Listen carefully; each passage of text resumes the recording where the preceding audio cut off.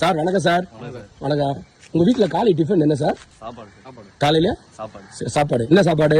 White rice, sambar, ரசம். காலையிலேயே உங்க வீட்டுல சார்? காலையில போய் இட்லி சாப்பிட்டு வரோம், தோசை சாப்பிட்டு வரோம். வீட்டுல தான் செய்வாங்க. Very good. ஓகே. நாங்களாம் சின்ன வயசுல இருந்தப்போ என்ன பண்ணுவாங்கன்னா காலையில பழைய சோறு, வடிச்ச கஞ்சி, நேத்து வச்ச குழம்பு. அப்புறம் வருஷத்துல எத்தனை முறை ட்ரெஸ் எடுக்கிறீங்க? நாங்களாம் எப்படி தெரியுமா, வருஷத்துக்கு ஒரு முறை எடுப்போம். அது முட்டிக்கு கீழே தைக்க வைப்போம், ஏன்னா வளர்ற புள்ளன்னு. புரியுதா உங்களுக்கு? அந்த மாதிரி ஏதாவது சூழ்நிலை வந்திருக்கா?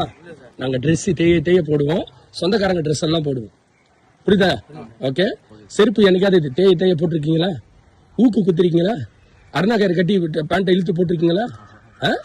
எல்லாம் வசதி ஆயிட்டீங்க.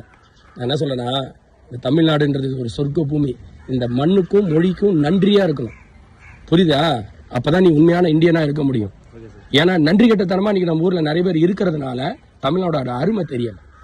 அடுத்த ஸ்டேட்டுக்கு போய் பார்த்தா தான் தெரியும் தமிழ்நாட்டில் இவ்வளவு வாய்ப்பு இருக்கு. வந்தா எல்லாரும் ஓடியாராங்க. தமிழ்நாடு போனா பொழைச்சிக்கலான்னு.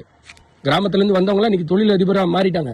ஆனா இன்னைக்கு கிராமத்துல ஜாதி மதம் மண்ணாங்க கட்டி இலவசம் வாங்கி தூண்டப்ப அந்த ஜாதி மதம் ஊருக்காரன் போயிட்டு கேள எவனா தருவான்? தரமாட்டான்ல.